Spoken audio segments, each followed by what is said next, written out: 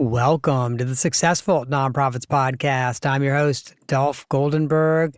Guess what, friends? Today is another Mailbag episode, and that means that Lexie and I are going to be on talking about some questions that we get from clients, prospective clients, people who are never going to be clients but still send us a question. And by the way, all of these questions we've already responded to in some way. Either we've replied by email or set up a Zoom call or something like that. So we encourage everybody's questions. Lexie, welcome to the podcast. Thanks, Dolph. I'm happy to be back. And I know you're going to curate some great questions for us today. So, as you said, we answer everybody's questions, but there's a few that we tend to hear a lot. And so I've got a couple ready for you. All right, let's hit them. All right. Well, my first two both have to do with staff. And I think this is something, again, we're hearing a lot about these days. So I'm really excited to ask you and hear your response. So the first one of my paid staff members is asking to join our board. Is that okay? Okay, Lexie, before I answer that question, is there a short answer that you think I'm going to give? Oh, yeah. Would you like to hear it? I was like, really? You think I'm going to say, oh, yeah. All right. Oh, Yeah. no. Yeah. You have a short answer. Do you want me to tell you? Okay, yeah. Here's your answer. No. You win the prize. I don't know what your prize is going to be yet. I'll figure it out by the end of the episode, and I'll really send it to you. You win a prize. So yes, the answer is no. The only paid staff member who can be a member of the board is your executive director or your chief executive. That is the same position, let me be clear. But your executive director, or their title might be chief executive, managing director, or something like that. And that is the only person. And honestly, I don't even recommend that person be a voting board member. So if your board decides to allow your chief executive or your executive director to serve on the board, I don't even recommend it's a best practice to have them be a board member. Here's why it is a tragic mistake to make another staff member a board member. Presumably, that staff member reports to the executive director.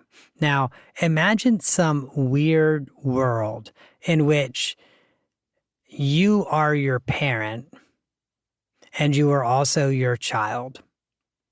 Now, imagine a weird world where you are your boss and you are also your boss's boss.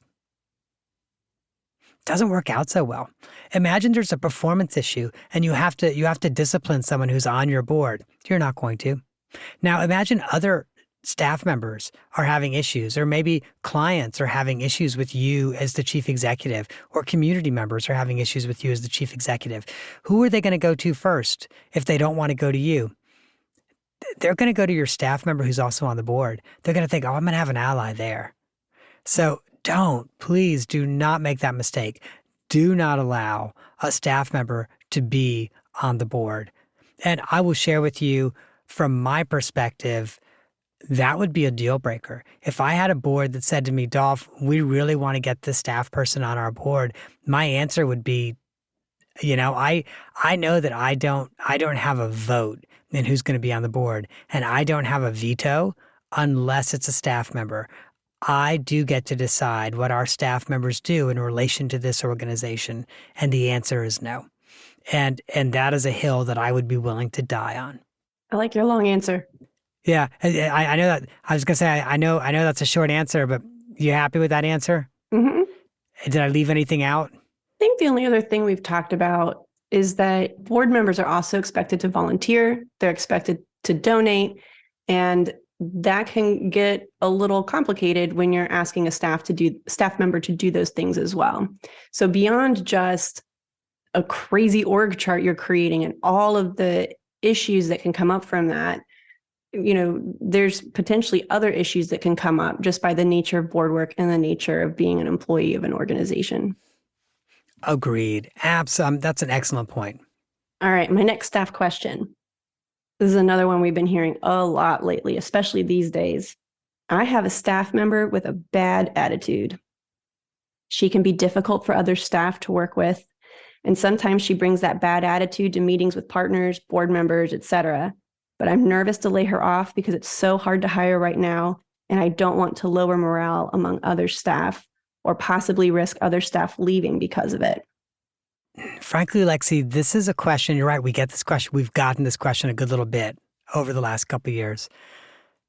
And this is a question I kind of struggle with because I think the first thing to do as the manager or the leader is to check yourself and, really try to determine, is this implicit bias on my part?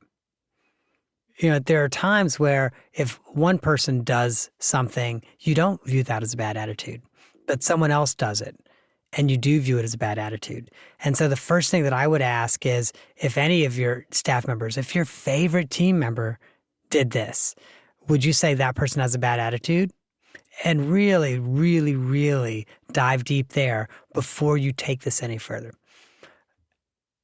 Assuming you look at this and you say to yourself, my favorite team member actually did this and I had to have a difficult conversation with that person and say, this is not okay. Here's why. Then go ahead and proceed and start to move forward. I think what's really critical, though, is if you believe an employee has a bad attitude, that when you sit down and have that conversation with the person, it's not you have a bad attitude. It's not, well, the way you approach your work seems to indicate you have a bad attitude. That's really amorphous. What is a bad attitude to one person is, hey, I am sticking up for myself to another person. Or, hey, I'm just doing what's right. I'm saying what no one else is willing to say. I'm speaking the truth to another person. And so that's why I would really encourage you to distill it down to very specific behaviors. Hey, in meetings, sometimes you're pounding your hand on the table and you're raising your voice to the level of a yell and telling a colleague that she's wrong. That's behavior. And that you can say, look, behavior that's like that is not okay. And you can performance manage behavior. To me, though, just going to someone and saying, hey, you've got a bad attitude, it's kind of like, I don't know, if you hire a graphic designer and maybe it's to do an invitation for your big gala. And the first draft the graphic designer shows you, like, I don't like it. And the graphic designer says, okay, why not? And you say, I don't know, it's too colorful. And the graphic designer goes, do you want black and white? No, but this one, it's too colorful. That's not enough for the graphic designer to really go on. You need to be very specific. Hey, we're going for a classical theme. This is a modern theme. We're trying to keep it down to our brand colors. We only have 4 brand colors. We don't have 12 brand colors. Making it very concrete and very specific. And we do the same thing for people that are having behavioral issues, because attitude in and by itself is not the problem. It's the way in which the behavior is exhibiting and is interrupting your organization's ability to perform and your team members' ability to perform. And so boil it down, make that list. Hey, here are the 2, 3, 4, 5, 6 behaviors that I'm seeing. I'd encourage you not to make it a laundry list of 100. What I would think about is, really get it down to, frankly, a list of 4 or 5 tops and making it concrete, but also making it inclusive enough that if you did have 100, they would fit inside one of those 4 or 5. And again, from there, you can performance manage the same way you would an employee who's tardy, an employee who's not completing work on time, the exact same way. Lexie, thoughts? Oh, yeah, I agree with what you've said. I am curious what you think for staff where, if you've done that and the issue's not resolving and it's continuing and perhaps getting worse, what your thoughts are in terms of hanging on to that person, even though at this point they're not putting in an effort, possibly not a good fit, and what that might be doing to an organization's morale. Great question. What I would think about is something that I gained from a book called Discipline Without Punishment. And before I talk about it, let me remind my friends that I don't do legal counsel. You need to make sure that if you're going to do anything that could be construed as disciplining an employee, you need to make sure that it's consistent with state and federal law. You need to make sure that it's consistent with your own policies and procedures, etc. But I have found it very useful if I have counseled a staff member, documented the counseling, around what the expectations are. Because again, around behavior, we can set expectations. So, really counsel the employer about what the expectations are, have received the commitment multiple times from the employee that they're going to adhere to that expectation. That's when I reach the point of doing what discipline without punishment calls a decision-making leave. And that's where I will say to the person, and by the way, I never provide a decision-making leave on a Monday or a Friday because it should not be a long weekend. I will normally do it on a Wednesday. And I normally will tell the person the day before, typically about 3 or 4 o'clock in the afternoon. And I'll say, we've been working with you around this behavior. I'm still seeing it. In fact, I saw it yesterday in the following way. I thought that we had a commitment from you that this behavior was going to end. And that's based on the following times that we've talked about it where you've committed that this behavior is going to end. So again, what you're hearing is this is very this is not what I'd say to the person. I'm saying this to you, my friends who are listening. This is very factual. This is when we talked about it. And then saying to the person, that's why I am going to give you, not put you on, I am going to give you a 1-day paid decision-making leave.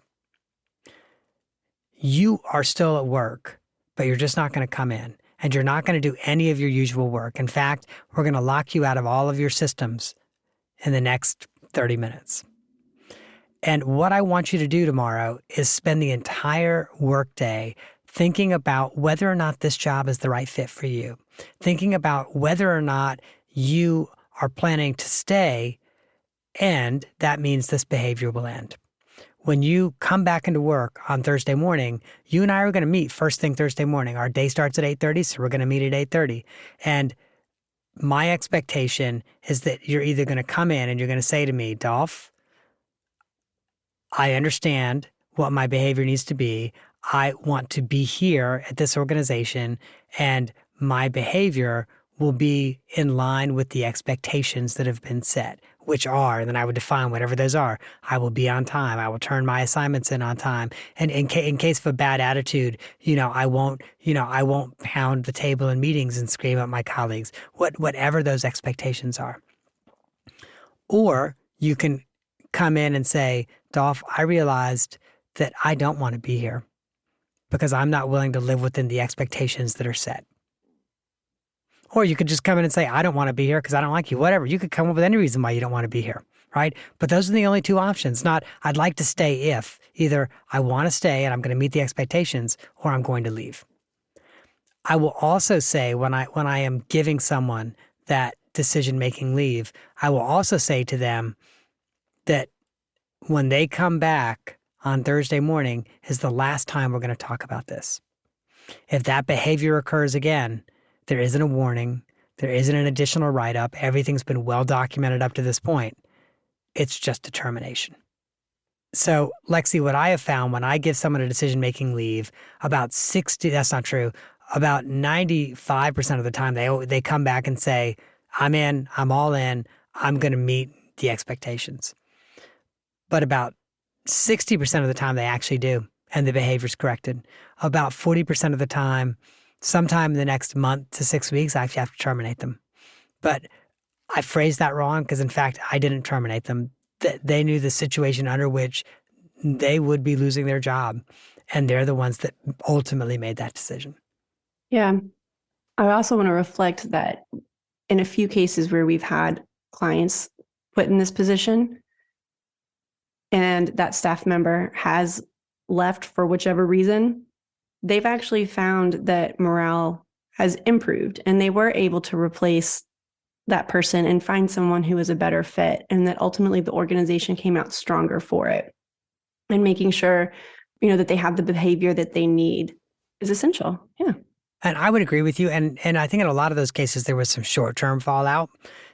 Someone left angry and they were going to do as much damage as they could, but they were going to leave angry at some point no matter what. Right. Even if they quit, they were going to leave angry. So it's kind of like, do I want short-term fallout, but not have this long-term period of low-level pain, or do I want low-level pain for years and years and years and let it infect my entire organization? Which is really damaging over time. Yeah. Yeah. Oh, yeah. You ready for a different question and a I different topic? am. We'll get off our staff woes. Absolutely. Let's jump to another topic. All right. This comes from a podcast listener as well. I was listening to the podcast episode, Podcasting for Nonprofits. I was thinking about starting a podcast for my nonprofit and wondering if you have any resources as far as equipment to buy when starting. I've committed to not saying the name of any organization, so I won't say the name of this organization, but I did check out your organization online. What a really super cool organization. And I'm so glad you all are thinking about starting a podcast. I have said this, I say this all the time. I believe every nonprofit should have their own podcast. If you want to connect with your audience, if you want to connect with your people, if you want to get your story out consistently in the way that you want your story out, you should have a podcast. If you want to find a great way to cultivate donors, imagine being able to, have on a major donor who talks about why she loves your organization so much and, why she commits year after year. She's going to feel great about it. And guess what? You're now encouraging other people to do the exact same thing. Or imagine getting to sit down with a conversation with the mayor of your city and talk about the issues that are impacting the people you serve. Wow, you're going to move the needle. Like from a policy perspective, you're also really going to elevate your status within the communities of people you serve and within the communities of providers who serve those same clients as you do. Because they're going to be like, wow, this is an organization that the mayor sits down with. Funders are going to take notice of that too. So I believe every single organization should have its own podcast. I'm glad that you're doing that. So I think you asked for a short list, and Lexie, now it's like I'm actually talking to the person. I think the person asked for a short list of equipment. Yes. Okay. So I think in order for you to do this well, you need to spend about $200 to $250 on equipment. And so the first thing you want to do is you want to buy a microphone.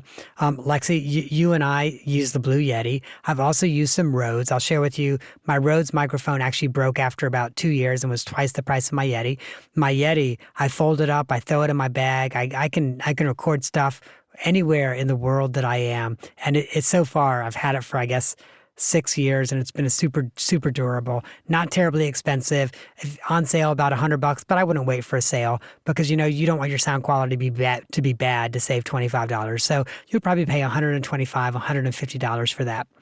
Now, your Blue Yeti is not going to come with a pop shield, so I'd suggest that you buy a pop shield. Now, I just realized I'm talking jargon. Lexie, I'm going to ask you, can you explain what a pop shield is? Is that my little cover over my microphone? Yep, exactly. And here's what I'm going to do. So a pop is the P sound, and it kind of sounds like an explosion when you don't use a pop shield. Now, sometimes the pop shield, depending on the mic, my pop shield is like a foam cover. Sometimes it's like a cloth disc. You're going to hear some noise. I'm going to take my pop shield off. Peter Piper pecked a pick of pickled peppers. Yeah, that was painful. I'm sorry, friends. I know that was painful. Now, I just put my pop shield back on, and Peter Piper picked a peck of pickled peppers.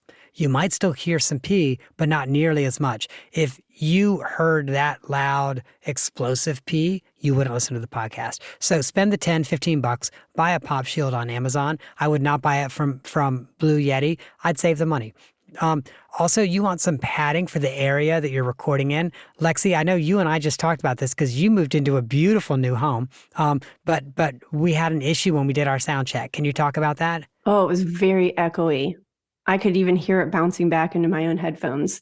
So for my temporary solution, because this is the first time we're recording in this house, I had to go pull all the pillows off my bed, and I've created a wall on 3 sides of me with pillows. And I will say that works. We often have podcast guests where we do a sound check ahead of time and it just sounds so echoey. And I'll be like, do you have some couch pillows anywhere nearby? And in some cases, they're in a corporate office and they'll say in the waiting room, I'm like, can you go get them? And they're like, I feel weird about that. And I have to say to them, people aren't going to listen to the audio unless you go and get them. So then they'll go to the waiting room and explain to the receptionist why they're removing all of the pillows from the waiting room. There's some more elegant solutions, but the quick fix is just some pillows from a bed or throw pillows or something like that. I do think real quick, Dolph, if you're going to be hosting the podcast, it is worth investing a little bit and making your space comfortable. Because I'll admit I'm kind of leaned over a little bit. If I was regularly recording podcasts, this would not be sustainable for me. So make your space comfy and just invest in it. And I agree with you. When I first started podcasting, I was podcasting from my home office, and the audio quality, I've talked a lot about the fact I did not invest in audio quality early, and consequently, we have about 50 or 55 episodes of the podcast we don't publicly run anymore, just because the audio quality is so bad. Eventually, I finally invested in some of the things that I'm talking about now, but I'll share with you, early on, it was very echoey, and then we moved, and I ended up in a closet, and so I tried to pad a closet a little bit.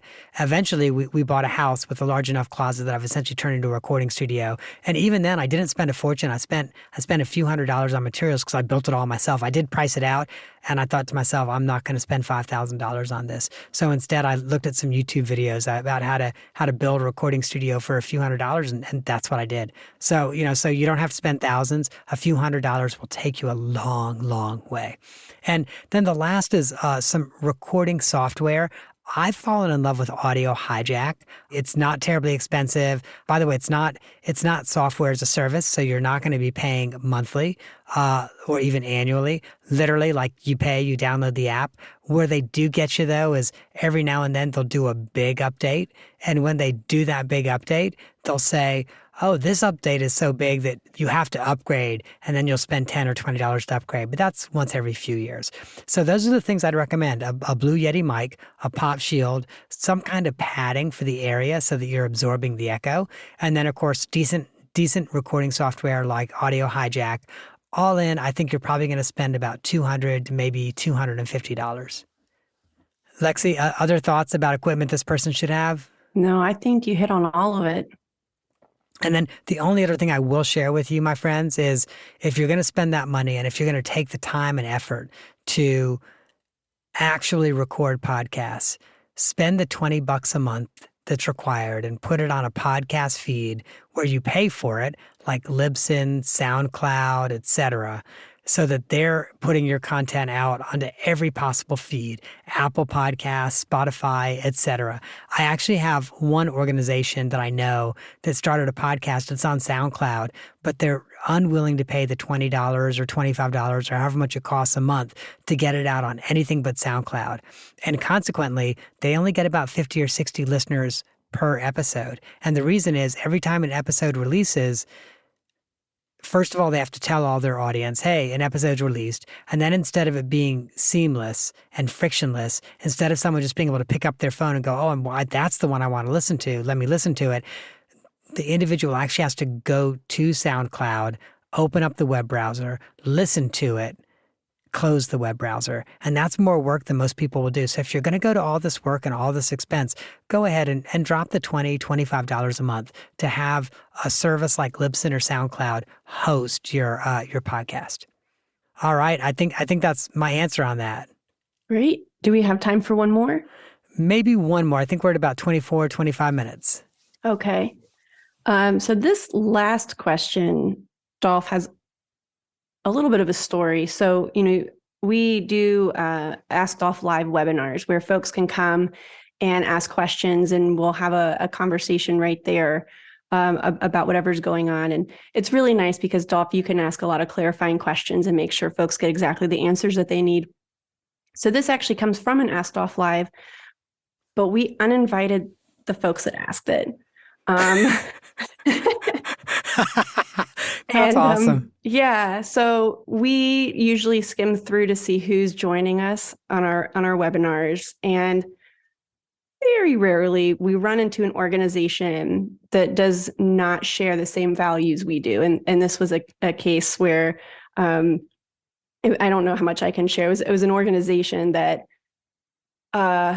it was a forced birth organization. It was an organization that opposes a woman's right to make reproductive health care decisions for herself, including, quite frankly, getting an abortion.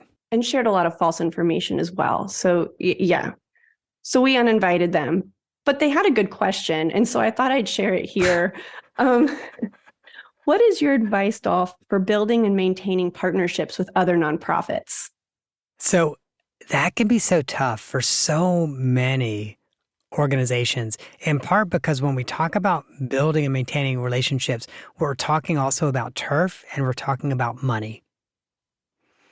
And that can be really hard. I mean, as much as we like to think of ourselves as being collaborative and cooperative in the nonprofit sector, so often, we all want to know, well, who's going to be in charge? And, if there is a dollar to be made, how is that dollar going to be split? Can I somehow shift all that dollar to me? Is the other organization trying to shift it all to them? How are we going to split it? And so the biggest piece of advice that I have is to make sure you think through exactly how your partnership is going to work. And that includes money, that includes turf. It also, let me say, includes intellectual property. It includes contact lists, like literally like everything that may have value to you as an organization. You need to negotiate that and get it all in writing, upfront and clear. And the document also needs to be very clear about how disputes will be resolved. So are you first going to try to work it out? Okay, then put that in there and put some teeth in there that to make it very clear that the two organizations first have to sit down to work it out. And who is that? Are you going to go to mediation or arbitration if you can't work it out one-on-one? And if so, what does that look like? How is the mediator or arbitrator actually selected? Could you go to court and how? But make sure that you think through everything that could possibly go wrong in your partnership and your relationship with this new organization. And in thinking through that, that will also help you have, and as you start to work on this agreement, it will help you have conversations with the other organization. Hey, how are we going to handle our contact lists? Who ultimately is going to own the people that sign up for this one-time email campaign that we're doing to get out the vote or whatever? Who's going to own those names and why? So really working through all of that so that the partnership then can just be implemented and implemented smoothly. And if it doesn't work out, you know exactly what you are owed as you exit the partnership. I think another thing to think about is, what are you hoping to get from this partnership?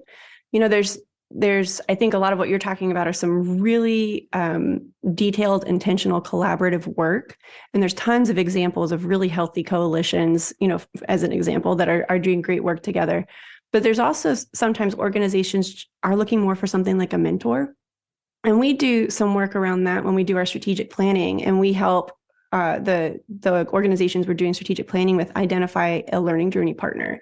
And we usually are looking for somebody on the other side of the country, or at least far outside of turf, because that's certainly an issue. And we go visit and we spend time getting to know this organization. But ultimately, our hope is that they'll continue talking to each other and working together and sharing ideas and sharing, what are pain points and some ways we can get over those pain points.